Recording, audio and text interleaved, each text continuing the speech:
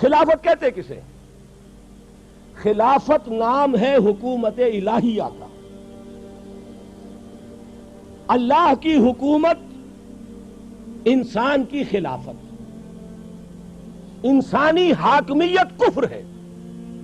آج بھی نعرہ لگ رہا ہے، آج بھی میں نے پڑھا ہے کسی صاحب کا، سیاسی کارکن کا بیان، عوامی حاکمیت کے قیام تک ہماری جد و جہد جاری رہے گی. یہ نعرہ کفر ہے، کلمہ کفر ہے. حاکمیت صرف اللہ کے لیے.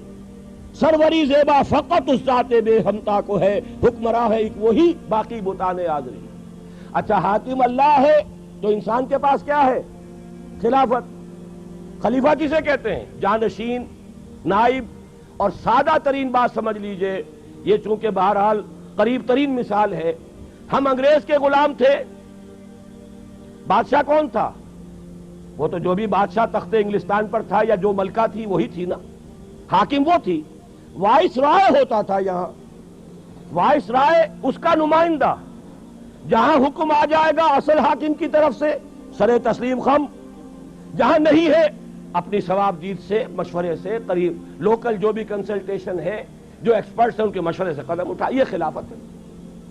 اب آپ ایک اور بات سمجھ لیجئے، یہ خلافت اللہ نے تمام انسانوں کو دی، اس لیے کہ ہمارے سب کے، چاہے وہ کافر ہو، مسلم ہو، ہندو ہو، مسلمان ہو، عیسائی ہو، گورے ہو، کالے ہو، سب حضرت آدم کی نسل سے ہیں.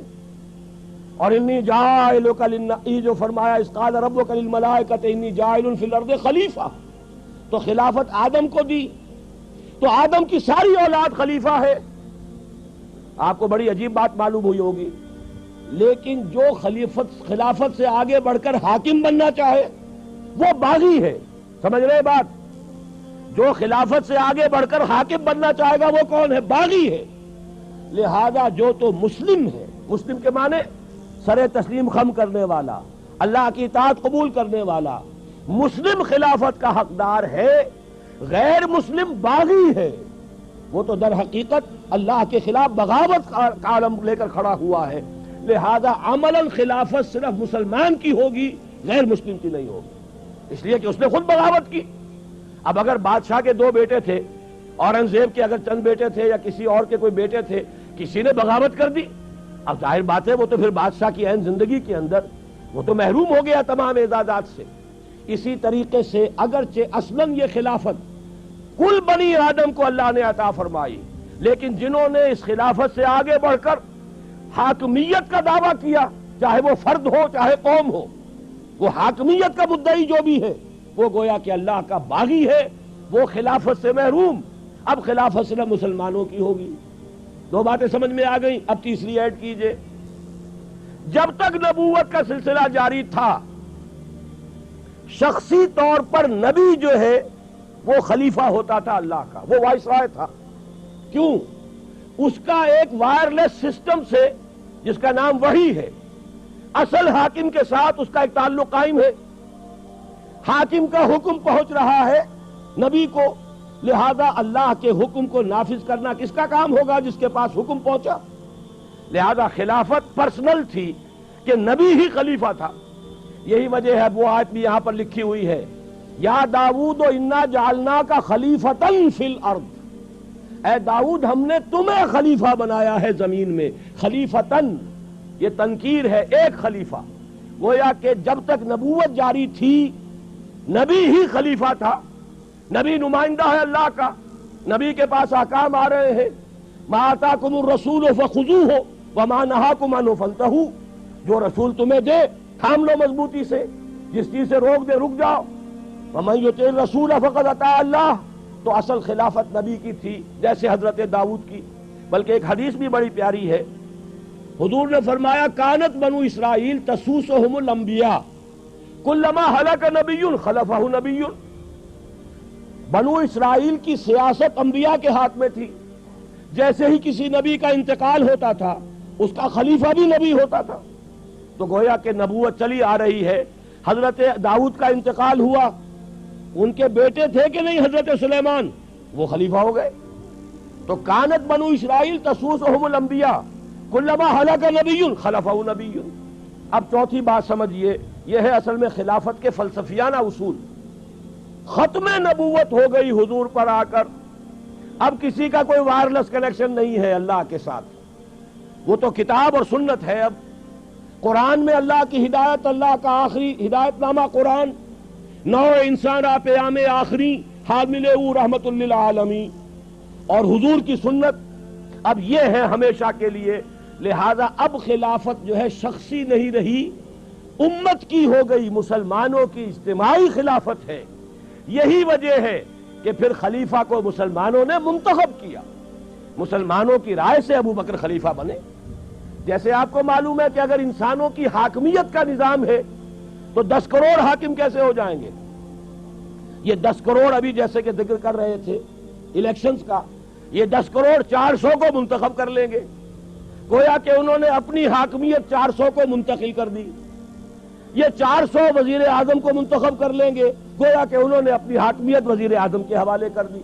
اور اگر صدارتی نظام ہو تو گویا کہ 10 کروڑ مسلمانوں نے ایک شخص کو اپنا خلیفہ بنا دیا, اپنی خلافت منتقل اسے کر دی, ووٹ دے کر, رائے دے کر. اس معنی میں اب خلافت جو ہے وہ ایک انتخابی ادارہ ہے, مسلمانوں کے مشورے سے وجود میں آنے والا ادارہ ہے.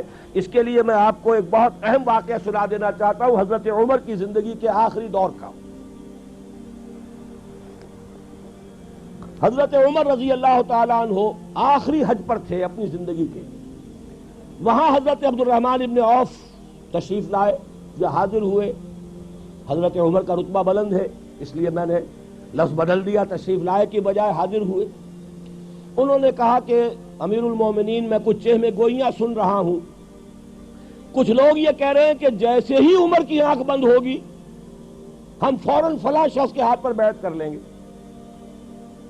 حضرت عمر فوراً بہت پریشان ہو گئے کہ یہ تو سازش کا انداز ہے, یہ تو مسلمانوں کا حق ہے کہ ان کی رائے سے خلیفہ بنے, اور یہ لوگ اگر اچانک کسی کو خلیفہ بنا دیں گے تو پھر تو فساد ہو جائے گا. تو حضرت عمر نے فرمایا کہ ٹھیک ہے, مسلمانوں کو جمع کرو, میں ابھی خطبہ دوں گا. فَمُحَذِّرُهُمْ, میں مسلمانوں کو وارن کرنا چاہتا ہوں, ان ہؤلاء الرہط, ان لوگوں کے بارے میں, الذین یریدون ان یغصبوا امرہم, جو چاہتے ہیں کہ مسلمانوں کا حق غصب کر لیں. یہ تو مسلمانوں کا کام ہے کہ وہ اپنی رائے سے خلیفہ بنائیں. ان مسلمانوں کے حقوق کو غصب کرنے کی جو سازش کر رہے ہیں, میں چاہتا ہوں کہ ان کی سازش کا بھانڈا پھوڑ دوں, پردہ چاک کر دوں اور لوگوں کو متنبع کر دوں. عبد الرحمن ابن عوف رضی اللہ تعالیٰ عنہ بہت ہی دانشمند انسان تھے. انہوں نے کہا, مشورہ دیا, امیر المومنین یہ موسم حج ہے, حج پہ ہر طرح کے لوگ آئے ہوئے, مشرق سے, مغرب سے, جزیرہ نما کے کونے کونے سے, اچھے بھی ہیں برے بھی ہیں. یہاں ہو سکتا ہے یہ بات آپ نے کی تو کوئی فساد ہو جائے, لہذا بہتر ہے آپ جب مدینے واپس تشریف لے جائیں گے وہاں جا کر یہ معاملہ کیجیے. حضرت عمر نے ان کی رائے قبول کر لی. یہ بخاری شریف میں بھی پورا واقعہ ہے, مسند احمد ابن حنبل میں بھی موجود. عبداللہ ابن عباس رضی اللہ تعالیٰ عنہ اس کے راوی. مدینے جا کر پہلا کام آپ نے یہ کیا, مسلمانوں کو جمع کیا اور وہاں خطبہ دیا, اور خطبے میں الفاظ یہ ہیں, من بایا خلیفتن عن غیر مشورت المسلمین فلا بیعت لہ. سن لو یہ میری بات, مسلمانوں کے مشورے کے بغیر اگر کسی نے کسی امیر اور خلیفہ کی بیعت کی تو اس کی کوئی بیعت نہیں. معلوم ہوا کہ اب جو ہے خلافت وہ در حقیقت شخصی نہیں رہی بلکہ اجتماعی ہے, یہ مسلمانوں کی خلافت ہے. اس کا آج کے دور میں اب نظام کیا بنے گا؟ نمبر 1, تمام مسلمان ووٹ دیں گے, مرد اور عورتیں سب خلیفہ کو منتخب کریں گے. یہ صحیح بات کہی ہے توکل صاحب نے, اور یہ بات میں کھل کر کہتا رہا ہوں کہ اصل میں صدارتی نظام قریب تر ہے نظام خلافت کے, اور معقول تر نظام ہے. یہ پارلیمانی نظام تو ہم در حقیقت انگریز کی ایک وراثت کے طور پر لے کر چل رہے ہیں. جیسے کیپ ٹو دی لیفٹ یہ انگریز کی چال ہے, اور وہ بے ڈھنگی ہم بھی چل رہے ہیں. آپ جیسے ہی توڑ خم سے آگے جاتے ہیں وہ تو پھر افغانستان سے شروع ہو جائے گا keep to the right. Afghanistan, Iran, پورا عالم عرب, پورا یورپ, پھر انگلستان شریف میں جا کر کیپ ٹو دی لیفٹ ملے گا آپ کو. تو یہ ساری در حقیقت انگریزوں کی لعنتیں ہیں کہ جو ہم نے ابھی تک سینے سے لگا رکھی ہیں. اگر یہاں شاید وہ 4 ورقہ تقسیم ہو, میں نے وہاں 8 چیزیں گنوا دی ہیں کہ انگریز کے دور کی ہر شے کو ہم نے سینے سے لگا کے رکھا ہوا ہے. انہی میں سے ایک لعنت یہ پارلیمانی نظام کی ہے. اس قدر غیر معقول نظام ہے یہ، اصل میں شرک ہے یہ بھی. اقتدار میں دو اشخاص کو آپ نے شریک کر دیا. اب بیلنس کیجئے اس میں تلاش. یا تو یہ کہ وہ صدر جو ہے وہ چودھری فضل الہی بن جائے گا اور لوگوں کو مطالبہ کرنا ہوگا چودھری فضل الہی کو رہا کرو، سارے اختیارات بھٹو صاحب کے ہاتھ میں ہوں گے، عامر مطلق بن جائیں گے. اور یا یہ ہے کہ وہ غلام اسحاق خان بن جائے گا، وہ جس کو چاہے گا چھٹی کرائے گا. کوئی ممکن ہی نہیں، کوئی ایکویشن ممکن نہیں. یہ ان کی اس لیے ضرورت ہے کہ انہیں اپنے بادشاہ کو یا اپنی ملکہ کو سر پر بٹھائے رکھنا ہے.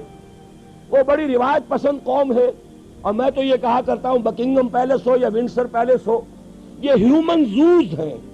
یہ چڑیا گھر بنا رکھے انہوں نے، اور کرائے لیتے ہیں باقاعدہ سیر کرنے والوں سے، اس سے کمائی کرتے ہیں. جیسے کہ آپ چڑیا گھر میں جاتے ٹکٹ خریدتے ہیں، ایسے ہی آپ ان جگہوں پر جائیے ٹکٹ خریدیے.